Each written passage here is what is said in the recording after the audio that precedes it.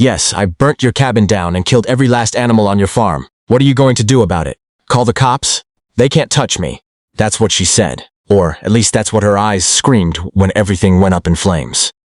But let me take you back to the beginning, because this story isn't really about fire. It's about what happens when quiet patience meets pure entitlement. My name is not important, but my farm was. Nestled just outside town, it was the kind of place where mornings smelled of fresh hay, and evenings carried the soft sounds of livestock settling in. My dog, a loyal shepherd with gentle eyes, had been with me for years. Then one ordinary afternoon, Karen's cat wandered too close. A scuffle happened, instincts took over, and in seconds, everything changed. I never imagined that single moment would lead to total destruction. Welcome to this story. If you've ever dealt with someone who thinks the world bends to their will, you already know how this feels. Stick with me, because what happened next will make your blood run cold. I moved onto that quiet piece of land, thinking I had finally found peace. The farm sat at the edge of a small neighborhood where most folks kept to themselves. For the first 6 months, I stayed silent, kept the fences straight, and simply observed. That's when I first noticed her, Karen. She moved through the streets like she owned every blade of grass and every breath taken on them. Clipboard always in hand, she documented everything with the devotion of someone who believed rules were her personal religion. She fined Mrs. Alvarez for having wind chimes that sang too loudly in the breeze. She issued warnings to old Mr. Thompson because his trash bin sat half an inch over the line. Curtains that didn't match her idea of neighborhood harmony received handwritten citations delivered with a tight smile. I chose a different path. I nodded politely when she knocked, paid nothing, and appealed every notice through proper channels. I kept records of every interaction, every letter, every time-stamped photo she took of my property. Most people pushed back or argued. I gave her silence, and that silence seemed to enrage her more than any rebellion could. She wanted fear. She wanted submission. Instead, I offered nothing for her to feed on.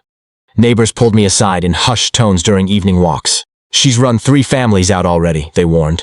Cross her, and you'll regret it. Their eyes carried real stories of lost sleep and drained bank accounts. I listened, thanked them, and kept my peace. What they didn't understand was that I wasn't being passive. I was studying. Every petty victory she claimed revealed her patterns, her weaknesses, and the weight she carried. Power like hers always collapses when it meets something it cannot control. And by refusing to play her game, I had become her favorite obsession without saying a single word. Then came the afternoon that changed everything. My dog had been lounging near the barn when Karen's cat slipped under the fence, drawn by the scent of the chickens.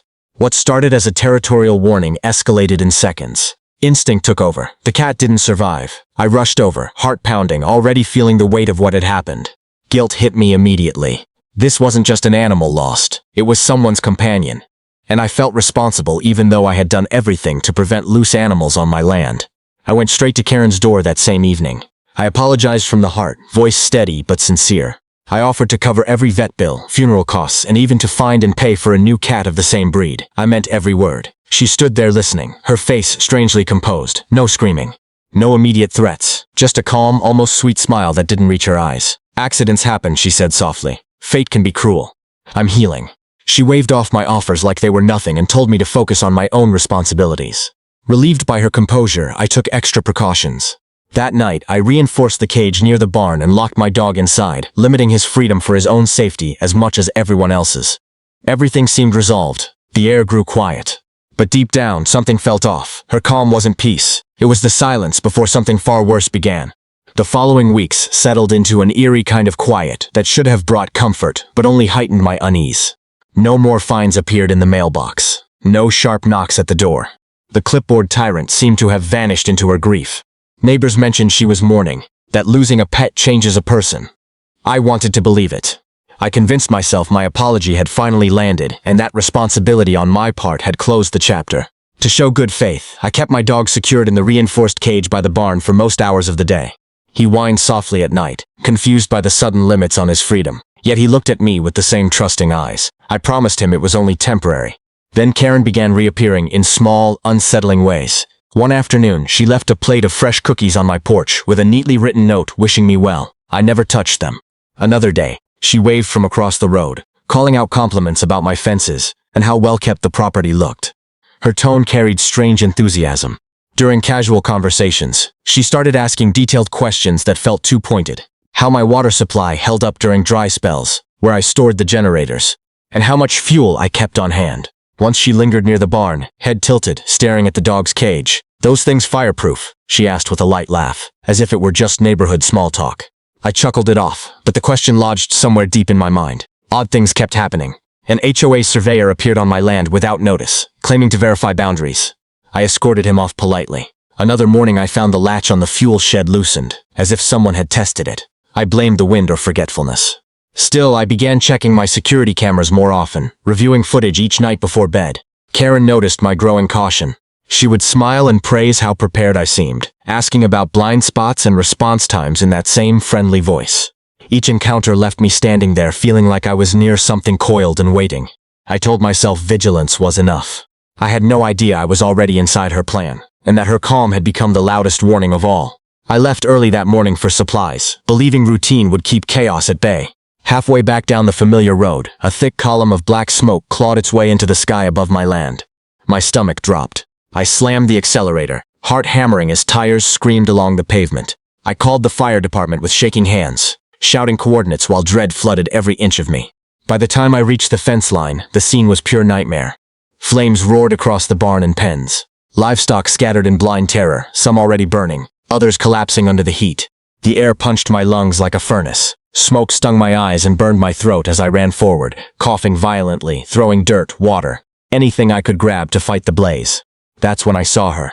Karen stood near the fuel shed gripping a red gasoline can, her face wearing a smirk that froze time itself. Our eyes locked across the flames. She didn't run. She didn't even flinch. The fire roared louder, but her calm presence cut through everything. I pushed forward, screaming, but another sound tore through the chaos. My dog. His reinforced cage was engulfed, flames wrapping around the metal bars. He howled once, a sound of pure terror and pain that shattered something deep inside me. I charged through the smoke, hands blistering as I fought the lock, but the heat drove me back. Blinded and choking, I could only watch as his howls turned to silence. Everything I had built, every animal under my care, was dying in front of me. Firefighters finally arrived, their hoses thundering against the inferno, but it was too late to save much. I dropped to my knees in the ash, sobbing as the reality crashed over me. My farm, my peace, my loyal companion, gone in one calculated act of vengeance. In the immediate aftermath, while smoke still lingered heavily in the air, officers asked questions I could barely answer. Neighbors gathered at a distance, whispering and filming with shocked faces. As the chaos settled into stunned quiet, my security system kept recording in the background. Later that night, when I reviewed the footage, the full truth hit like another blow. Karen's every movement was captured, entering my land, spreading gasoline, igniting multiple points, then walking away with that same chilling smile. The woman I had tried to reason with had chosen fire, and in that moment, something inside me shifted from grief to cold, unbreakable resolve. The days that followed were a blur of smoke-stained clothes and endless paperwork, but beneath the exhaustion, a quiet determination took root. I handed over every piece of evidence without emotion. The security footage was crystal clear. Timestamps matched perfectly with traffic cameras down the road. Fuel station receipts showed Karen buying gasoline in the exact type and quantity used. Forensic teams reconstructed the scene minute by minute, mapping her movements across my land. She had planned it carefully, but she had underestimated modern surveillance and my habit of documenting everything. Prosecutors moved fast once they saw the files. The charges stacked up with surgical precision: aggravated arson, felony animal cruelty, destruction of agricultural property, reckless endangerment, and environmental damage. Bail was denied the moment the judge viewed the video. Karen, who once believed she stood above every rule, now sat in a cell, realizing the system she loved to weaponize could turn against her just as effectively. The financial reckoning came first, and it was merciless. Forensic accountants calculated my losses down to the smallest detail. The court ordered her to pay $2.85 million in total restitution. $1.1 million covered the livestock, including their breeding value and lost future income from the herd. $600,000 went toward the destroyed barns, fencing, and equipment. $280,000 compensated for the lost harvest cycles that would take years to recover. $90,000 was specifically awarded for my dog, recognized under aggravated cruelty statutes. The remaining amount covered fire response costs, soil remediation, and the full investigation. Her house was seized to help satisfy the judgment. Retirement accounts were liquidated. Wages, if she ever earned any again, would be garnished indefinitely. Then came the criminal sentence. 14 years in state prison with a mandatory minimum of 11 years before any possibility of parole. 5 additional years of supervised release followed, along with a lifetime ban from any HOA leadership, animal ownership, or property management roles. The court also mandated 2,000 hours of community service, focused solely on agricultural fire prevention programs. Her name was permanently entered into the state arson registry. The HOA itself began to collapse under the weight of subpoenas and public scrutiny. Insurance providers pulled coverage from the entire neighborhood. The board dissolved. Residents filed suits for negligence, and new elections were placed under court supervision. The woman who once ruled those meetings with an iron clipboard now answered to guards, schedules, and iron bars. Through it all, my patient, methodical approach paid off. Every quiet record I had kept, every camera angle I had maintained, became the foundation that brought her down. Authority had finally met something it could not bully or ignore. In the months that followed, I learned that true power doesn't roar, it waits. Patience isn't weakness. It's the quiet force that outlasts every tantrum and clipboard strike. Revenge would have felt good for a moment, but documentation and the legal system delivered something permanent. I kept records when others argued. I stayed calm when others panicked. That choice made all the difference. Today, the farm is slowly rising again. New fences stand straighter, young livestock graze where ashes once lay, and a new dog with the same loyal spirit runs beside me. The land is healing, and so am I. Stories like this remind us that entitlement eventually meets its limit. If you've ever faced a Karen in your own life, or watched someone abuse power, you know exactly what I mean. Do you think Karen got what she deserved? Drop your thoughts in the comments. I read every single one. If you want more real HOA showdowns, justice stories, and lessons in quiet strength, hit that like button, subscribe, and turn on notifications. There's always another story waiting. See you in the next one.